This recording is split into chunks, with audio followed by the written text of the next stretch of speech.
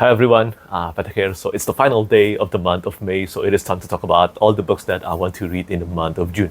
Some of you might know from my previous videos that I took a two weeks break from actually reading and also creating content in the month of May, and because of that, most of the books that you're going to see today will be, well, some of them will be repetition from for the books that I actually plan to read in the month of May. Of course, they will go to the month of June instead. I think this year, as far as quantity goes, it will be the worst reading year for me. And when it comes to quantity, not quality, at least that's what I hope. But speaking of quality, I think I have read only one new 5-star books this year. So I don't know, I hope that will change. And what I will do to make that happen?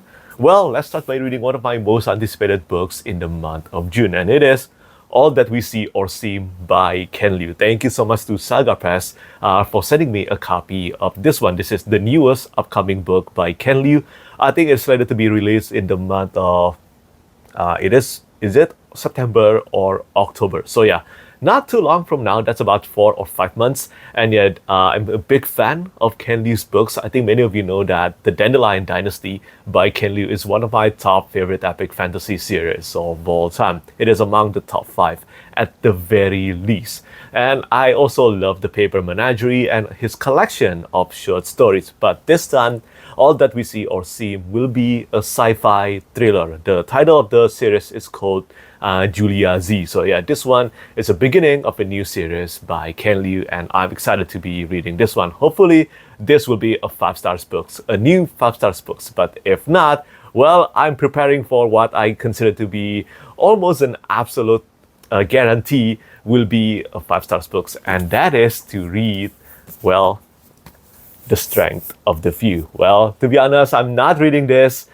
in the month of June. No, because I do plan to do a second read of The Will of the Many first. Yeah, but I have this book in my hand right now, The Strength of the Few, the sequel to The Will of the Many. But when it comes to the books that I'm going to read in the month of June, it will be The Will of the Many instead. One of my top favorite books of all time. It is, I think, among the greatest first book of a series, a Roman-inspired epic fantasy, and Vis Telemus, I think his narration, his voice is absolutely compelling and distinct. I love this book very much. It has so many twists and turns, and the ending is just absolutely mind-blowing. I have done a full spoiler review of The Will of the Many. I read this one more than 2 years ago, yeah, since the March of 2023, and I hope The Strength of the Few can live up to the strength of The Will of the Many, maybe even better. So yeah, this one in the month of June, and The Strength of the Few in the month of July. So not too long from the release date, which is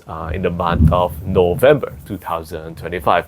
And then after that, I plan to do some rereads, and for the first one, it will be Bloody Rose. I just did a reread of Kings of the Wild by Nicholas Eames. It has been 7 years since I read Kings of the Wild and also Bloody Rose. I think Bloody Rose actually 6 years. But yeah, it has been 7 years since I read Kings of the Wild, and I just remembered why I really love the Band series. I think the many emotions, the comedy, the fun, the adventure, and also some of the most heartbreaking moments, all of them were contained in that one book of Kings of the Wild. Now, Bloody Rose is a different beast compared to Kings of the Wild. It is more serious in tone, less fun, but more serious, and there are still some truly epic battles contained in Bloody Rose. I'm curious to find out how this reread will go, but one of the way I do to overcome my slump and also my burnout with the fantasy genre right now, it is to reread some of my favorite books in the genre, and it is working out well for me. And with that in mind, I will be doing my first reread of The Wise Man's Fear by Petrik.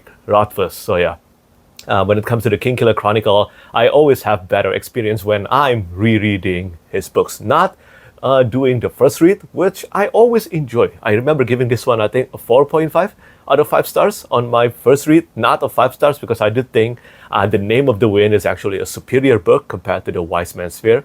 But again, I have read The Name of the Wind like 3 or 4 times now. So yeah, it's a lot. But I haven't done any second read of The Wise Man's Fear ever. So yeah, I look forward to finding out how this one will go, even though the series isn't completed. As many of you know, this and The Song of Ice and Fire probably will never be completed, but I'm still very excited about rereading The Wise Man's Fear, at least to experience the prose. I think Petrik Rothfuss's prose is among one of the best in the genre, truly. And then after that, still have 2 more books. These aren't reread, but these are books that I actually plan to read in the month of May, but I couldn't get around to them. And the first one is Endymion, not The Rise of Endymion. I plan to finish Endymion in the first week of May, but I couldn't do that. As I said, I took a two weeks break, and because of that, I couldn't finish reading Endymion and jump to Rise of Endymion in the month of May.